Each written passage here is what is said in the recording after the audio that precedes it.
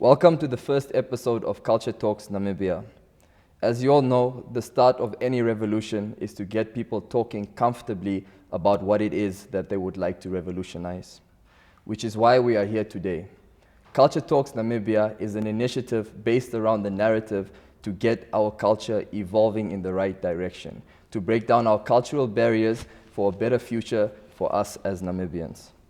I'm joined by the Honorable Emma Theofilus. Emma, from the first day we sat down and I opened up to you about the vision of Culture Talks Namibia and its importance for our country, what made you feel that you had to be a part of this?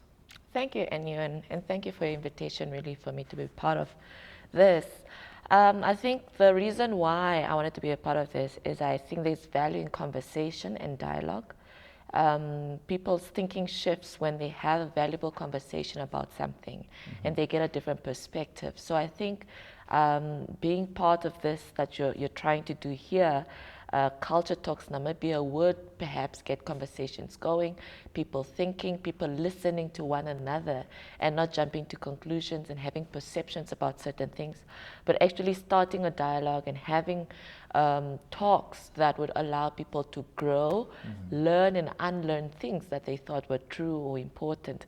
And I think that's why I really wanted to be part of this. Okay. Well, you being here and being a part of the first episode of Culture Talks Namibia, personally to me, I think is a very powerful move for our country. Not only because you're an inspiration to the youth, but you are most definitely an inspiration to both the older and the younger generation. So I really thank you for being a part of this. Thank you. Let's get straight into it. All right.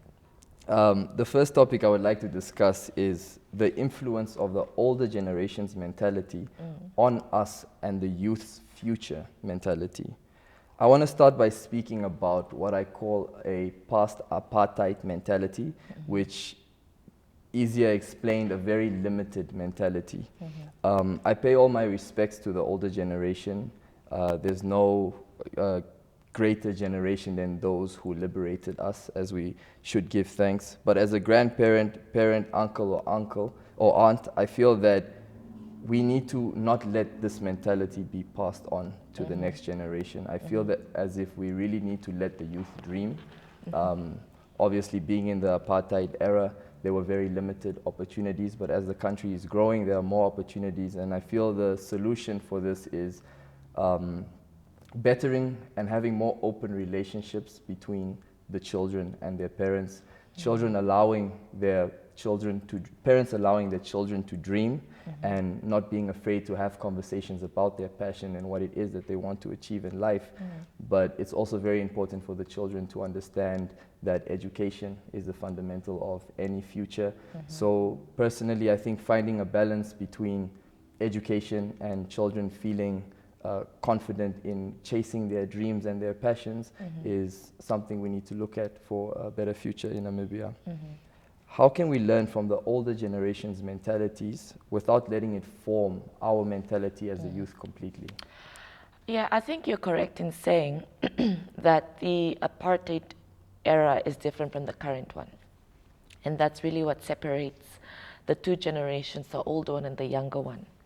But I think there's also value in learning the history that exists between this generation and the last, or the older one, and what they had to go through during apartheid. I think there's still a lot of trauma that has spilled over into the new generation from the apartheid era.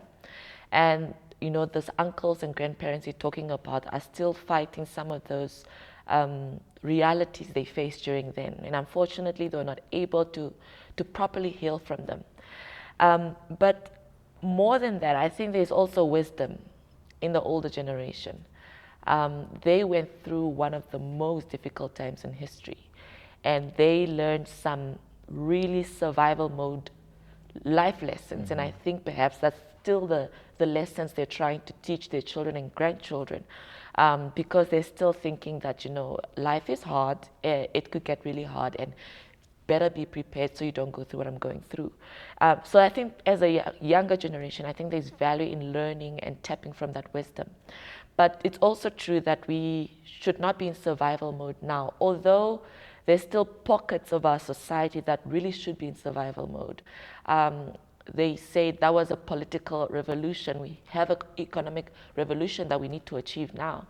And I think there's an imbalance between the younger generation that feel that they obviously have more opportunities, which is true.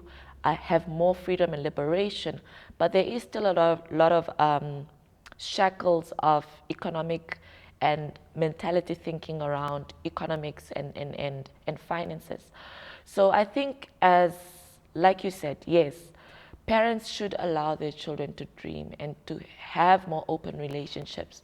I worked on projects where we tried to connect parents with children talking about taboo topics such as money or sexuality or career paths that are not so conventional, you know. So that is still something that needs to happen in society. But I think one way to achieve that is really to continuously have open relationships and conversations between mother and child, father and child, grandparent, and even, you know, grandchildren.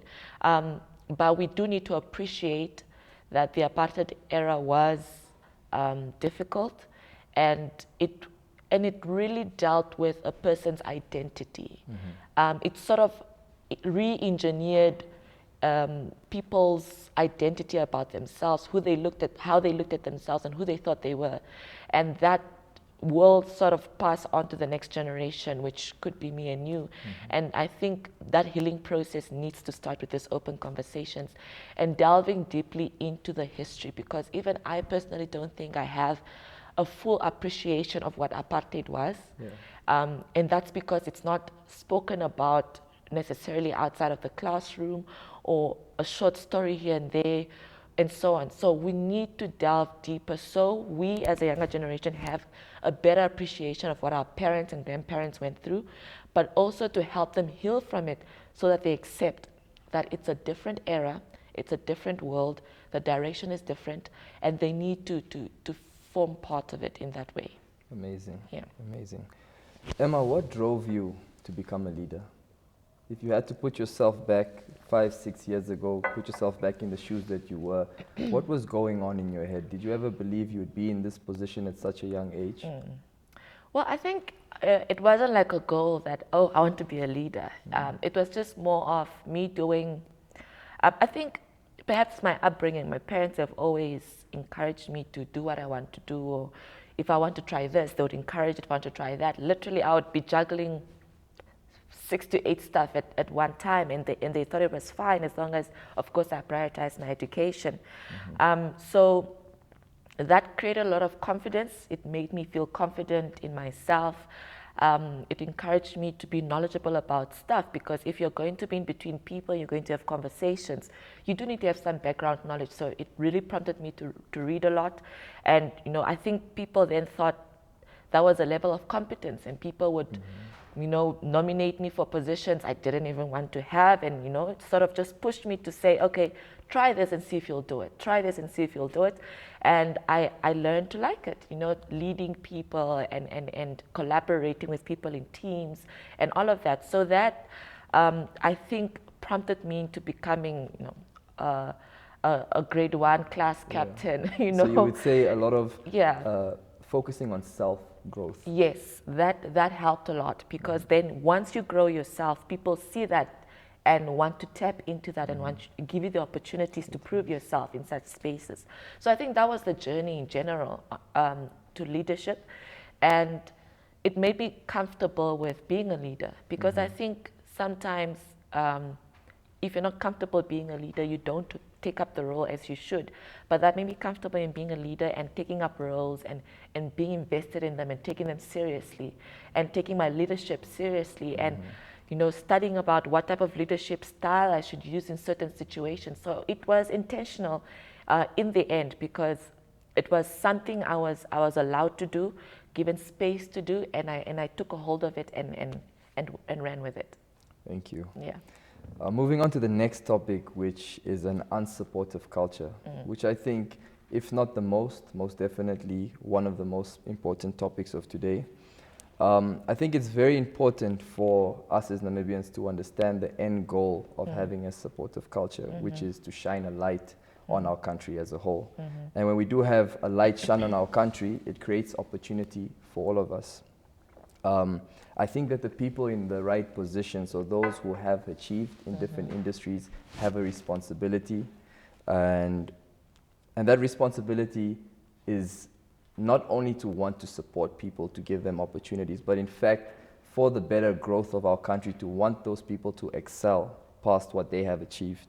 Yeah. But I think this works both ways, because personally, I remember when I was overseas and I had some achievements, I felt as if I was getting more support from the country where I achieved these things that I was doing than from my own Namibian people. So I think it's very important for us to understand, if we want these people in these positions to open doors for us and to give us support to achieve our dreams back home, we as a Namibian society really need to start getting behind our people in all industries, the musicians, the athletes, the entrepreneurs, any type of pioneer. We need to give support from the beginning, and that way when they have made it, they will come back and give the next person the chance to excel in whatever dream they have. Why do you personally think that it's important for us to have a supportive culture? Yeah, I think a supportive culture builds nations. If I'm looking at the States, for example, or much of Europe, like you said, when a pioneer from that country goes out, they truly rally behind that person. They put their dollar to that person's growth, they market them, they simply just spread that positivity and encouragement to that person or that entity or that team or whatever it may be. Perhaps I don't want to say that in a country like Namibia it doesn't exist. I think it does exist, but I don't think we recognize it. As a society, we don't recognize that if you support in this way, it could actually have far-reaching effects to grow this person and shine a light back to Namibia. I don't know where it's from really, and that's why over the years I've been seeing campaigns, you know, like really like My Namibia, My Pride, One Namibia, One Nation, whatever it may be. It's perhaps something that's been a missing link in our country, and I think we need to explore it. But it, like you said, it is time to look at it, because it's important to support ours and people who are part of us to be able to grow the country. And that way, and I think it's also because perhaps we think we are not connected to the global village or the global community, but we are connected in more ways than one. And by doing that, we're able to really, really build our country, and that's why I think it's important. But it's something we need to sort of learn as a country, as a society. Perhaps first we need to do it at domestic level, just amongst one another. When someone excels, when that learner becomes the most achieving learner in the school or in the country, I think it starts at a micro level like that. And then it builds up to then assisting those that go international. So I think it's a culture we have not learned, and I think it's something we can explore, but as soon as possible, because it's to our detriment that we don't have a supportive culture, and we don't put the necessary finances in supporting those that we should be supporting. There's a serious dealing, and that we need to do as soon as possible. I agree. The next topic would be building doors for the youth to walk through. So once we establish a supportive culture and we take steps forward with our supportive culture, personally, I think having such a small population, we as Namibians need to realize that if and when we do have people in these different industries that achieve internationally and have the finances to build foundational platforms of opportunity for what I call like building doors for the youth to walk through. So they know if I'm talented or if I'm hardworking enough and dedicated and disciplined enough, I know that an opportunity is there. I know that there's a door I can open because of so-and-so person, they've built it. And if I put everything into what it is that I want to achieve and have the right mindset towards it, there is a door that I can walk through. How do you feel towards that, and what are you currently working on to give young and the youth opportunity, not only opportunity, but encourage them to grab opportunities with both hands? Yeah, no, I fully agree with that. I think it's the same for for example, young women, breaking glass ceilings and actually allowing others to go through after you've broken the glass ceiling. This, like you said, links to the supportive culture.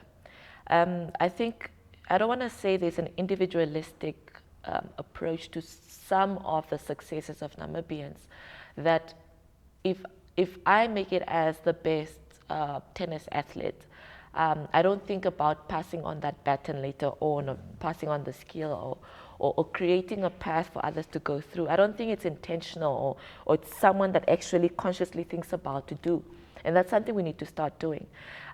Because then that way, like you said, people get motivated to take the similar path. And it shouldn't be as hard. You know, the person who sets the path should, of course, be able to do the most work, because they're the ones setting it. They're going into uncharted territory. Yes. But those that follow don't have to go through the same hardships.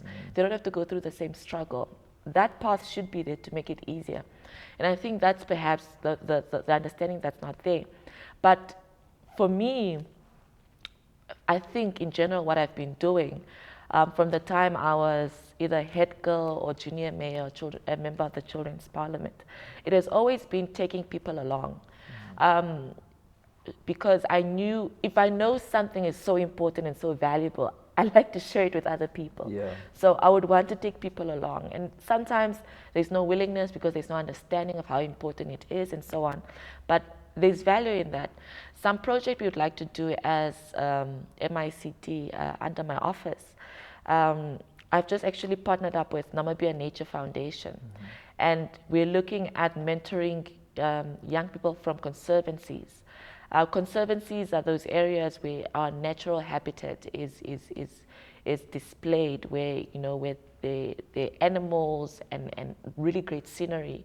And these communities benefit that by, you know, when people go to those areas where there are parks and so on, they get concessions and they're able to uplift their living conditions. So those young people who could be disconnected from general, you know, urban Namibian life, or who might not have the same opportunities like I did living in the city, working with those young people to make them understand the value of participatory democracy, the value of skills development in order to become young entrepreneurs and so on. But being sort of that link, because I think young people need those doors where you're able to link other young people to opportunities and influential people and people that can make their dreams come true or change their lives.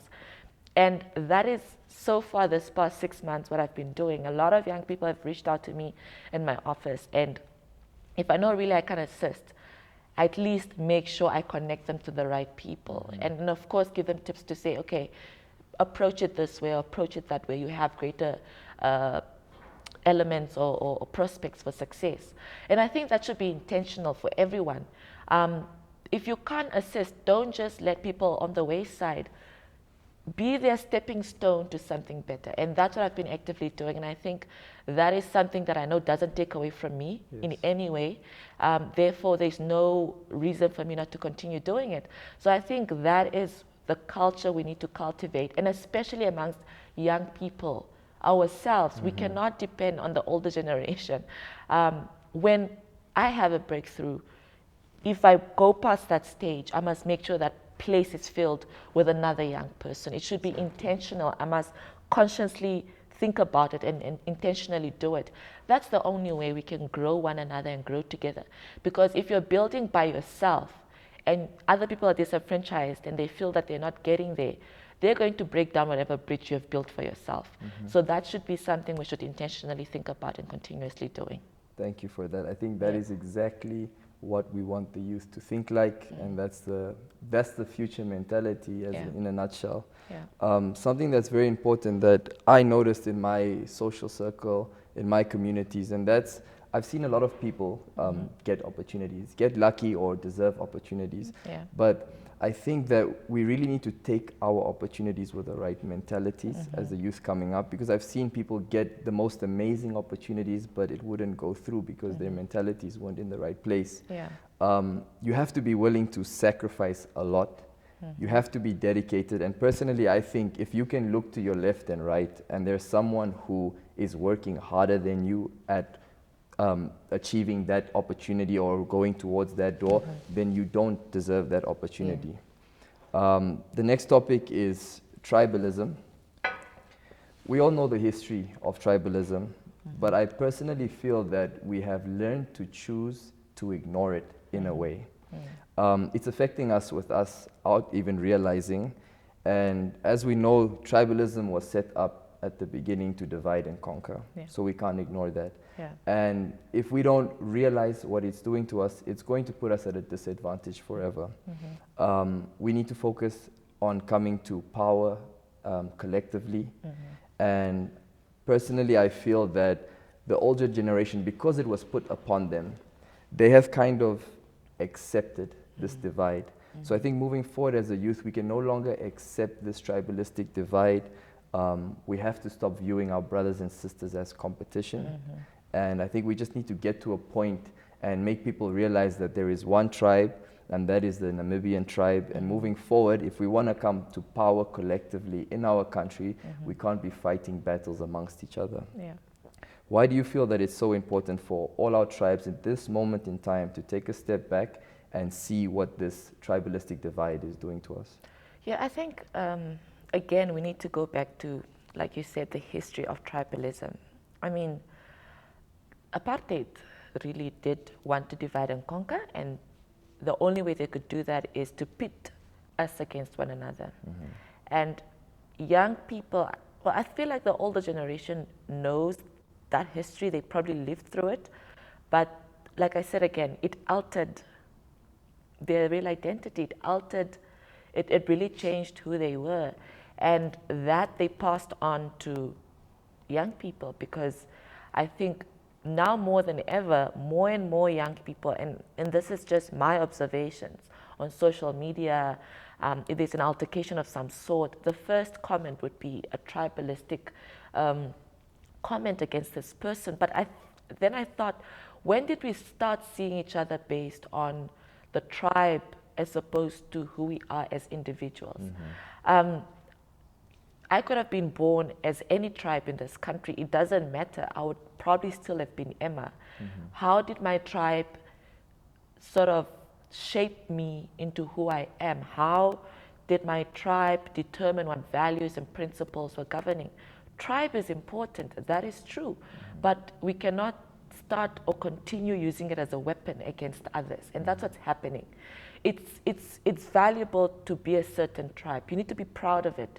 It has probably shaped your cultural attachment to this country and to certain customs and traditions. But that doesn't, one, automatically make them superior. It doesn't, two, make others inferior.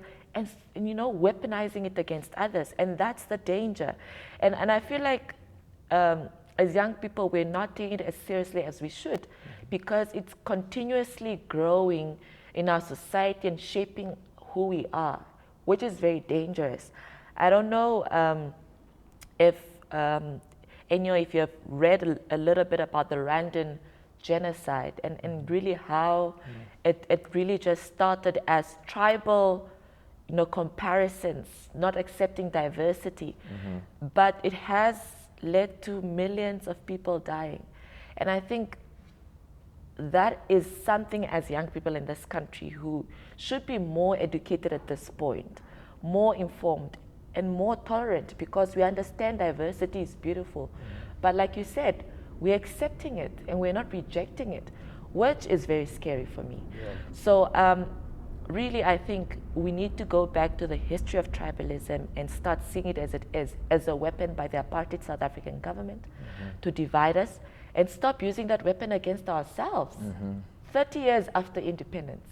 Of course, I don't believe we can change it so easily, since apartheid was longer than that, but it shouldn't be growing at the rate it should be growing. It should be subsiding, and it's not subsiding. And that's the scary part. So yes, I agree. As young people, we need to reject it. We need to be, and I think for me, really the message is intentionalism. We need to be intentional. We should not tolerate it. When somebody makes trouble remarks, we do not just let them go. We need to we need to speak out against it and yeah. really, not tolerate it. And so that way, people start seeing it's unacceptable behavior. What they're doing is wrong and could divide this beautiful country that we have. And I think it has the potential to make this country fragile. And I think people might take that for granted, but things like that escalate so quickly without you even realizing. So I think that's why, for me, my message is let us guard against it as hard and as much as we can, because we cannot let that tear down our country. We're still building. We are still building, and we cannot let this happen while we are still building. Thank you. I think one thing that we can take from that is there's nothing wrong in loving your tribe and taking pride in your tribe. Like you said, it forms your cultural identity and your identity to your country, but we need to stop hating or seeing the other tribes as our competition. Yeah.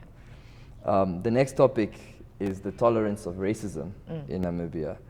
And personally, as we all know, we come across racism on a daily basis. Yeah. And I feel we're at a time now where we can no longer tolerate racism. No jokes, no overlooking, no nothing. And I think as a black community, we need to stop viewing the Caucasians, the white community, as superior to us. As if it's almost as if sometimes you will notice that you will see the behaviorisms of a black person. They will treat a white person as if we're in a fortunate position now. But that is not the case. We're not. This is the way things are supposed to be. This is the right way. And I just get this a lot in many situations I've been, and I've picked up on it, and I think we just need to eradicate this mentality completely. We are not fortunate now that we are free. This is the way that things are supposed to be. Exactly. I think as a Namibian community, we need to get to a point where black, colored, white, we should stop viewing or stop wanting to be or thinking that we are better than the other tribe. I remember when I was 10 years old, I lived with my father in a house in Ludwigsdorf. And this one morning, the bell rang, and I answered the bell, and this lady told me, this Caucasian lady, told me, please, can I speak to the man of the house, your father? And I woke my father up. I went to the entrance of the house, and as we stepped out of the house, this lady yells at us and says to my father, take your children and your dogs and go back to Katutura. I know there's way worse, way more sensitive stories that people are experiencing every single day, but it's just a story I'd like to share. And I remember actually my father, we had this conversation a couple of days ago. He said, I came to him and I said, Daddy, why did the lady say we must go to Katutura?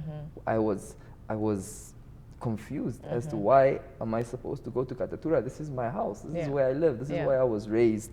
And it just, thinking back, I don't feel that it's right that lady should be going home, sleeping on a comfortable bed as if nothing happened. So that's the tolerance of racism. And there are people that, I mean, we experience it every day. So we have to get to a point now, like you said earlier, with tribalism, we can't tolerate racism in Namibia whatsoever, because if there's just a slight tolerance, there's always this gap for it to creep through. Why do you personally feel it's important that we don't tolerate racism moving forward from today? So yes, I agree we cannot tolerate racism. I think the world over, we've been seeing really the world over how racism has sort of become systematic. In the United States, it's in the police departments to brutalize people of color and black color. And I think in Namibia, for example, it has a lot of economic connotations. I mean, white capitalism is still a thing. If you have control over resources, you can exert whatever you want to exert. And that's where I think the white community in this country feels it's comfortable to look down on the black community because they are in a more financially privileged position. But like you said, racism manifests itself in various ways in the workplace, especially in the workplace. It manifests itself just even on the side of the road or in the shop, in the way the city is structured and where people live. Racism has sort of created clear lines on where in black are standing. So I think in that regard, we need to start challenging those who practice racism with either their financial might or capital might in workplaces where black people are being treated like the way black people are being treated in apartheid, in an independent Namibia. That should not be allowed. And that's why, for example, we have a situation now where we have a racial discrimination law since 1991, but the prosecution has not happened. Like, no one has been prosecuted based on that law, because either people don't know racism can be reported and can actually place someone in jail, or someone can be punished for it, or they do not have the confidence to report racism. And that is a problem in itself, because it means someone is literally suffering under the hand of racism, but do not feel they have the power to take themselves out of that situation. So I think there's value in perhaps exploring how we can systematically root out racism out of the country, because it's one thing, and like I said, it manifests itself in different ways. It's one thing for that lady to tell you and your dad to go back to Katutura because in her mind, black people cannot live in such a suburb area where she's living, therefore you guys cannot be on the same level. But also, it goes beyond that, where people are, and I think this we've seen in South Africa, where it was reported that the banks are charging black people higher rates than white people. That's racism, because it means you're getting people stuck into a cycle of debt, and therefore a cycle of abject poverty based on their skin color, and giving privilege to others based on their skin color. So all of that, we have to root all of that out. To be quite honest, I don't really care of what someone thinks of a black person, regardless of their skin color, whether it's black on black hate or white on black hate. But this systematic way of keeping people stuck in disadvantage, poverty, that's where the power and might of racism really is. Because this person is not empowered based on their skin color. And I think that's the real crust of racism, and that is the one we need to take apart. Because when black people can now economically come to the level of white people, I doubt they would have the guts to say anything to them. You get what I'm saying? So that is the goal. That is the goal. The systematic racism in keeping people disempowered is what we need to find a way to root out. And that would really bring racism to its knees. I'm 100% with you on that.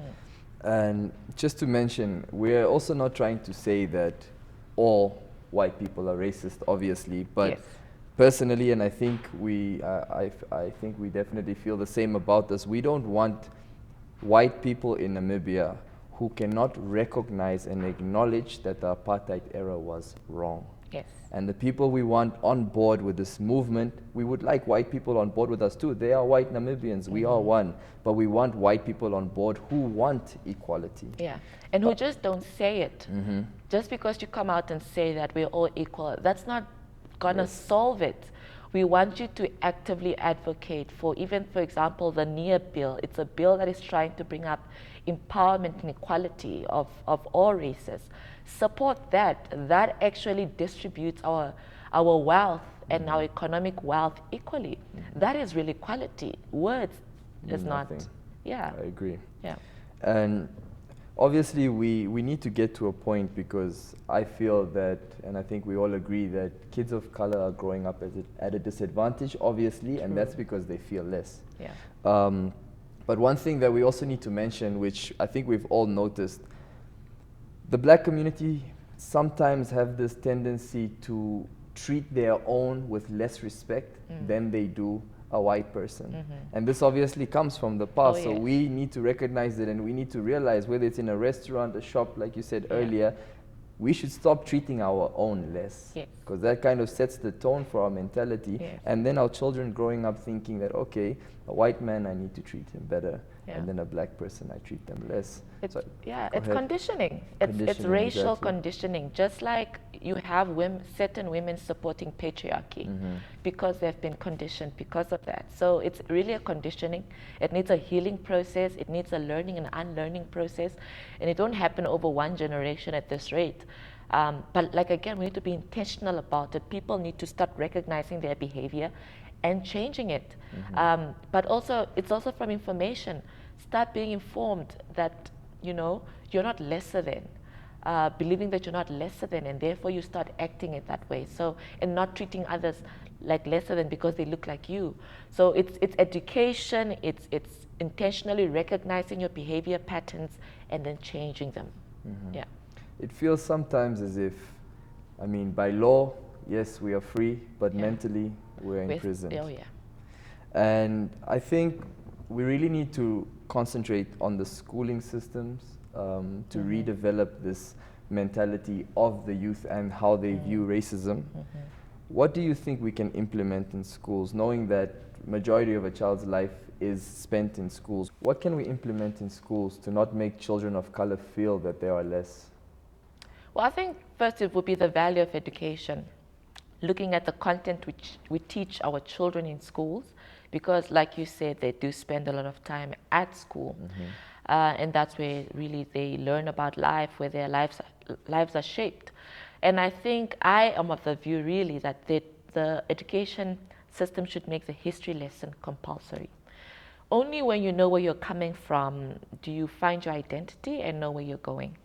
So if children are taught an in-depth, you know, analysis of our history and what shaped our society and why our society is this way, why certain people are racist, why certain people are tribalistic, then you know, a child from a very young age, where their brain is still malleable and you can really shape it to appreciate what to tolerate and what not to tolerate, becomes a way for them to grow up to become more tolerant adults. So I think there's value in that.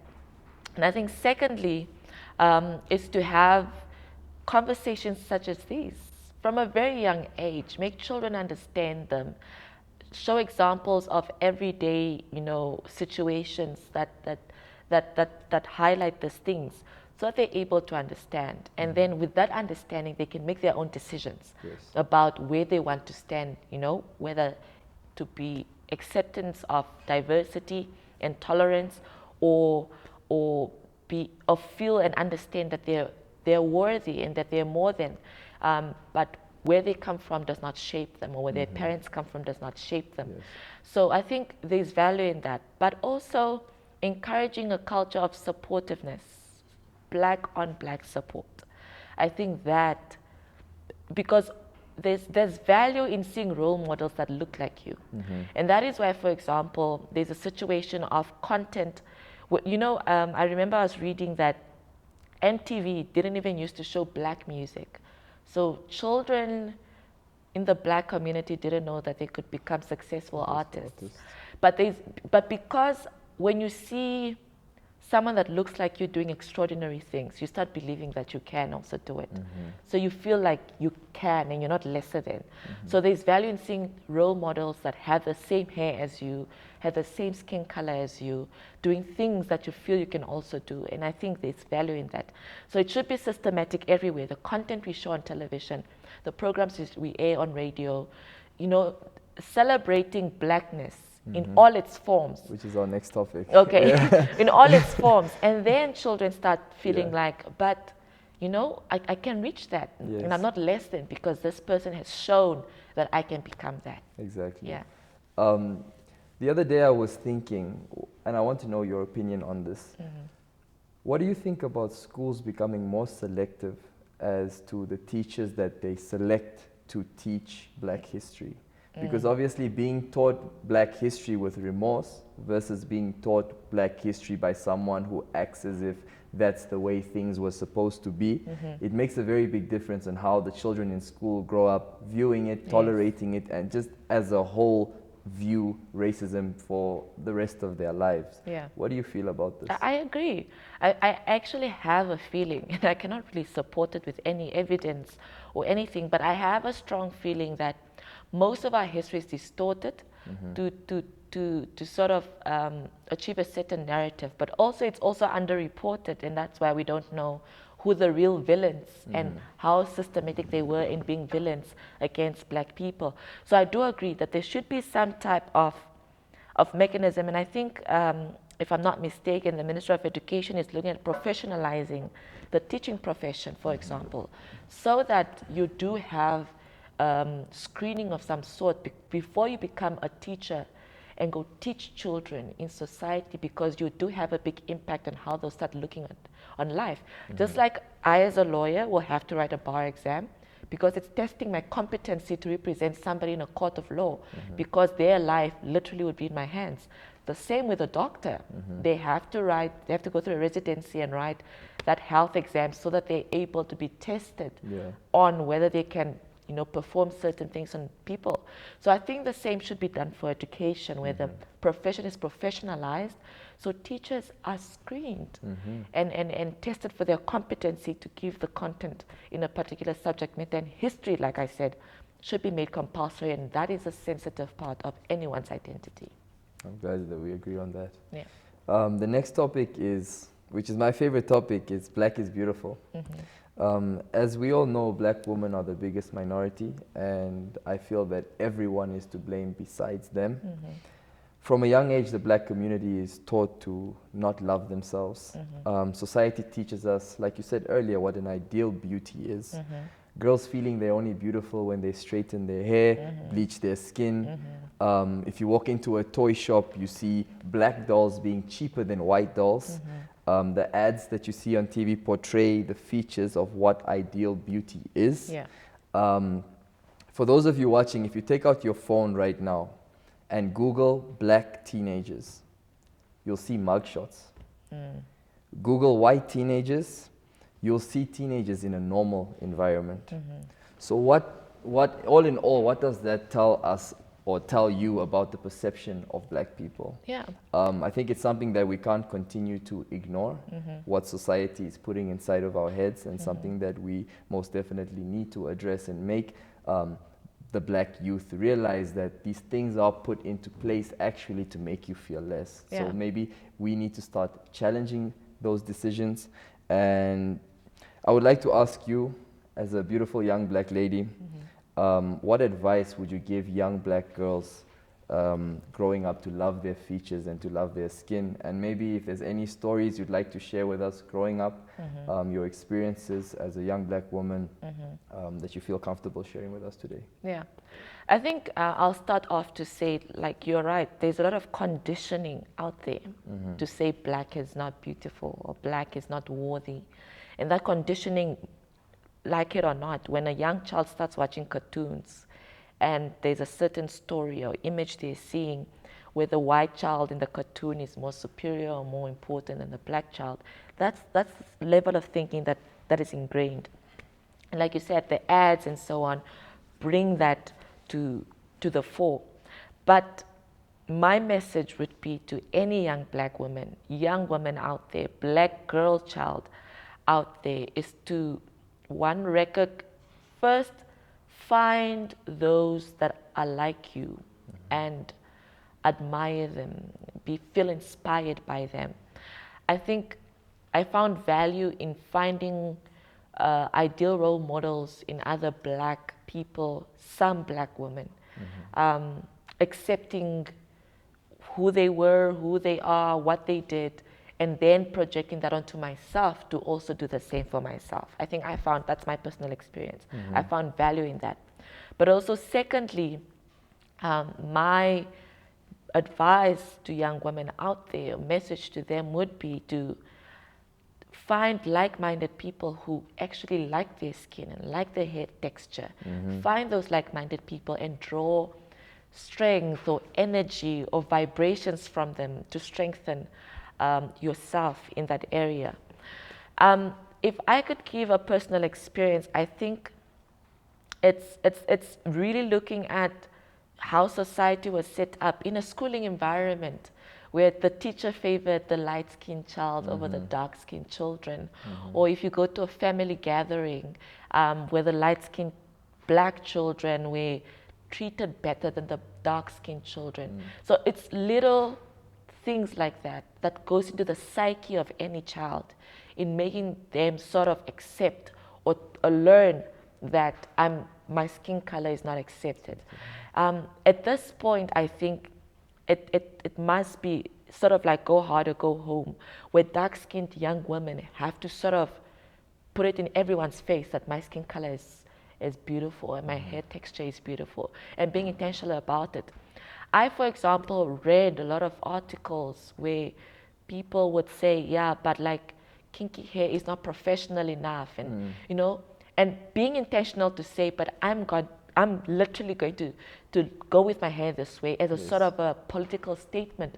And that is what our skin color and our hair texture is. It should be political statements, because the people who are conditioning and sort of being the society that's portraying white as beautiful and dark as ugly is the white people.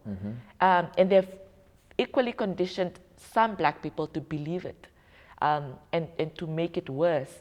So it's really a war of politics around skin color and hair. And young girls out there, black young girls out there, be intentional about wearing your hair however you would like, and going out with your skin and accepting it as that, but also teaching other young girls that their skin is beautiful and that their hair texture is beautiful. That is a ripple effect we want to see, so that the young girls do not have only this realization when they're 16 or 20 or 30. Let them know from the time they're 2 that their skin color and hair is beautiful. That's amazing. Yeah. Emma, the next topic is colorism, specifically black on black hate. Yeah. And personally, I think it's something the black community need to realize if we continue this black on black hate that's become so normal in our society. I feel that if we are one day to become equal in power to the other races, we have to eradicate black on black hate completely, and we have to unite. And unity doesn't mean uniting to your own advantage or supporting to your own advantage. Personally, and I think people need to understand that, is that when you unite with no conditions. You unite regardless of whether it benefits you or it doesn't benefit you.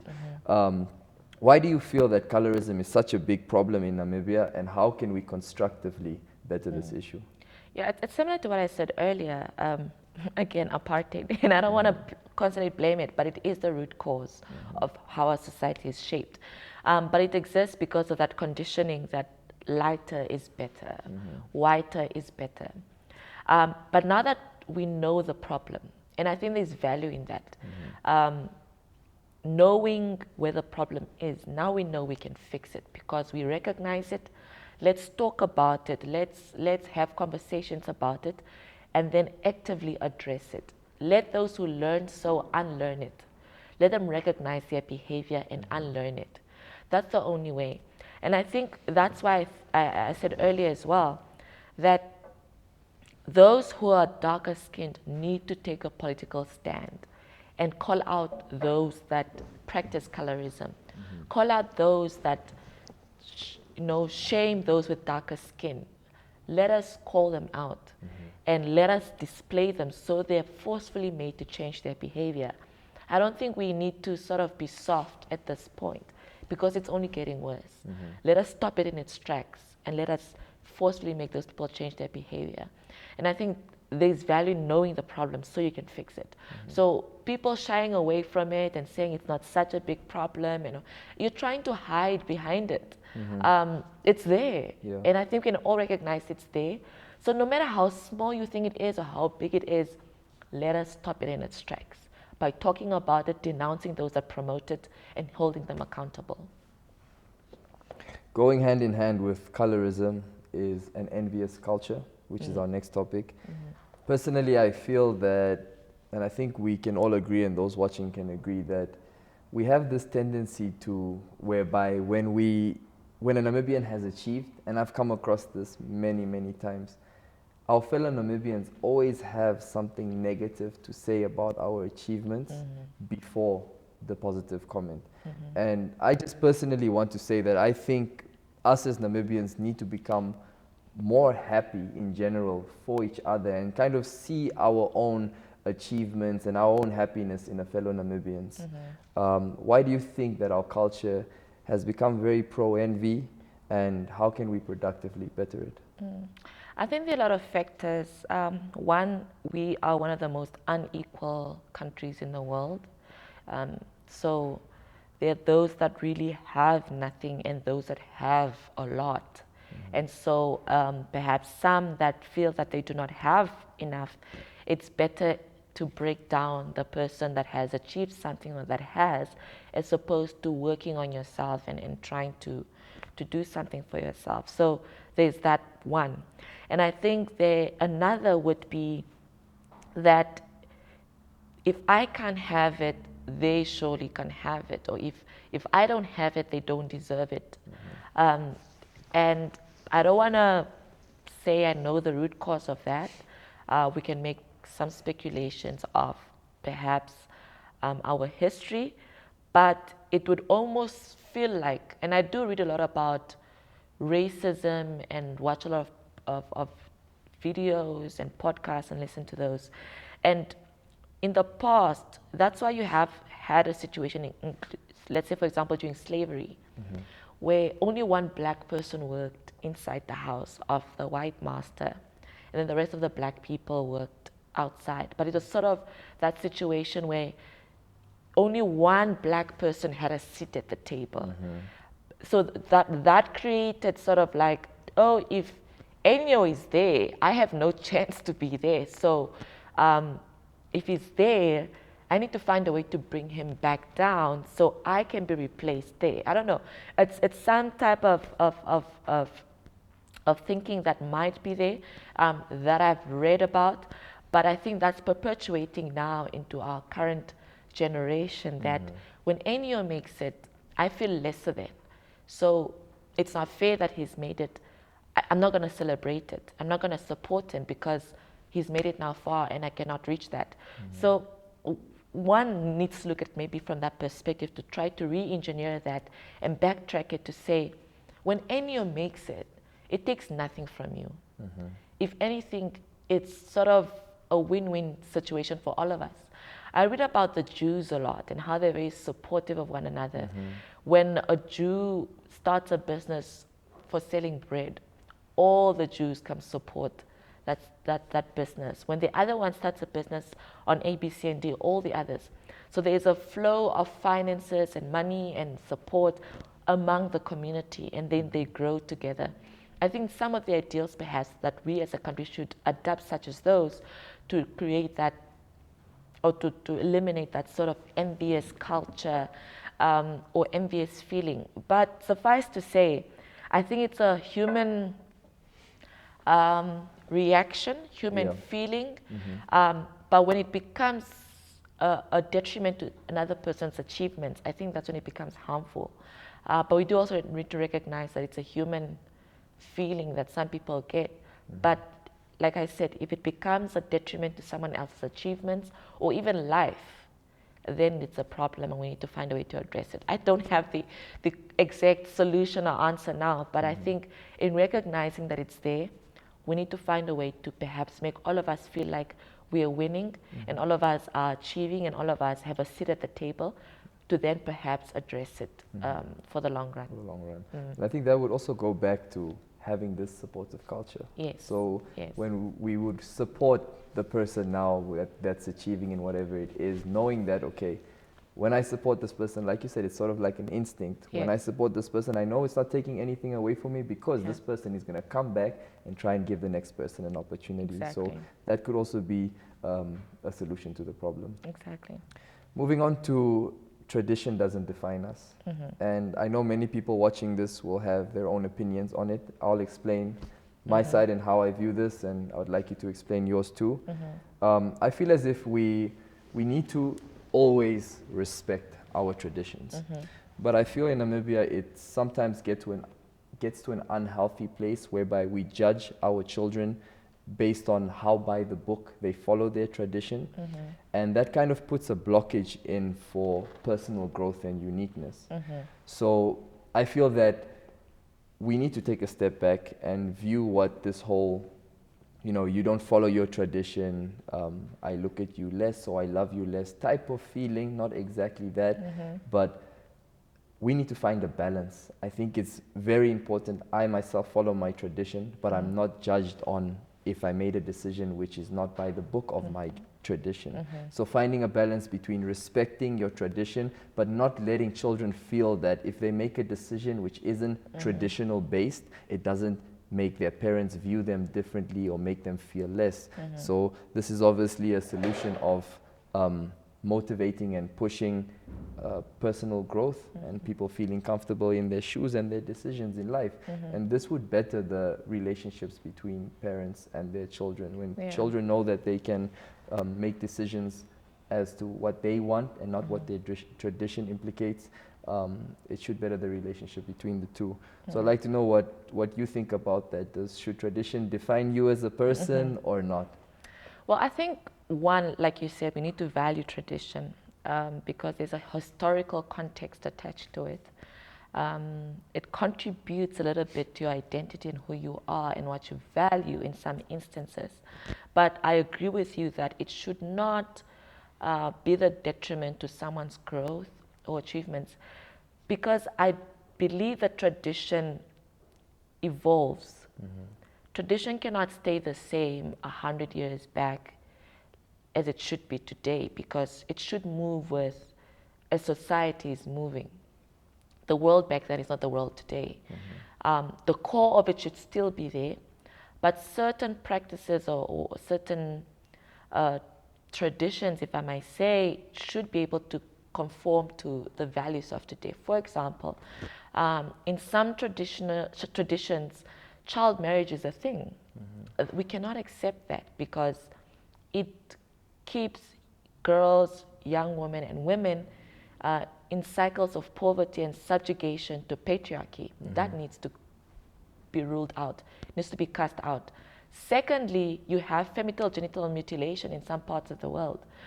All these examples I'm trying to make are simply to say some practices are not correct, but those that are safe or are humane, they should not be forced upon anyone. It should be someone's choice at the end of the day on what type of traditional practices they want to follow or not.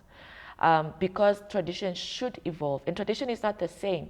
You could find one tribe, but they have different practices based on the situation that they're in. That should be allowed, because tradition is not actually written down. Even our customary laws are not written down. They're not codified because they're malleable. They change.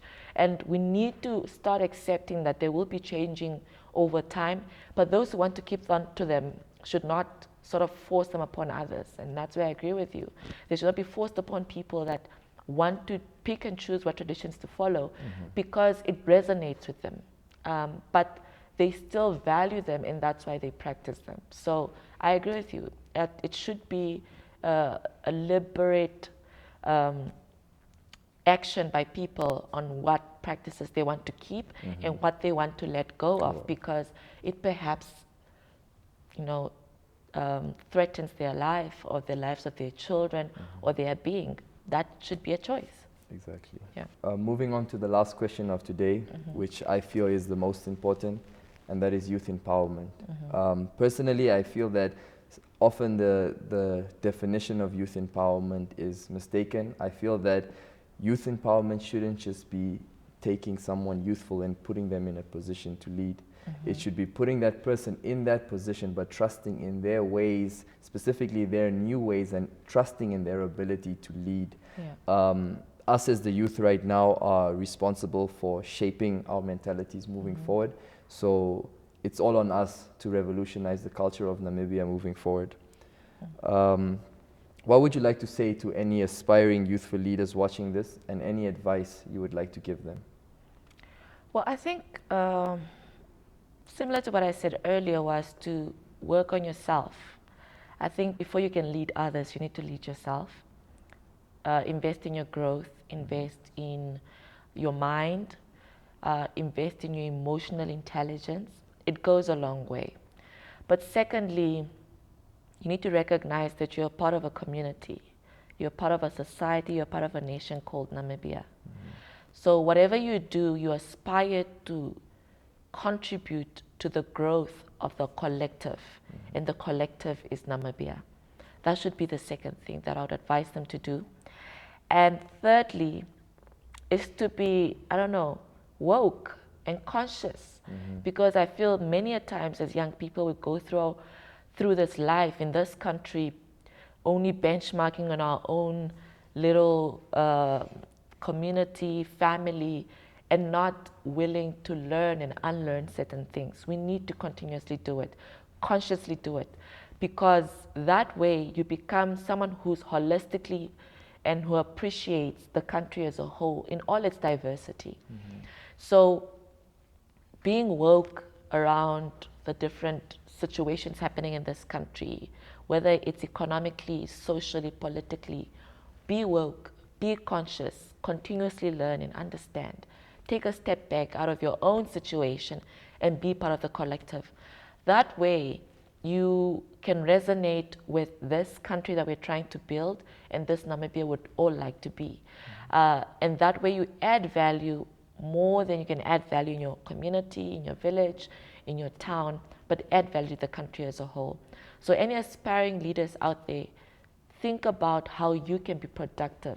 I don't think leadership should be aspiring to be the president or a minister.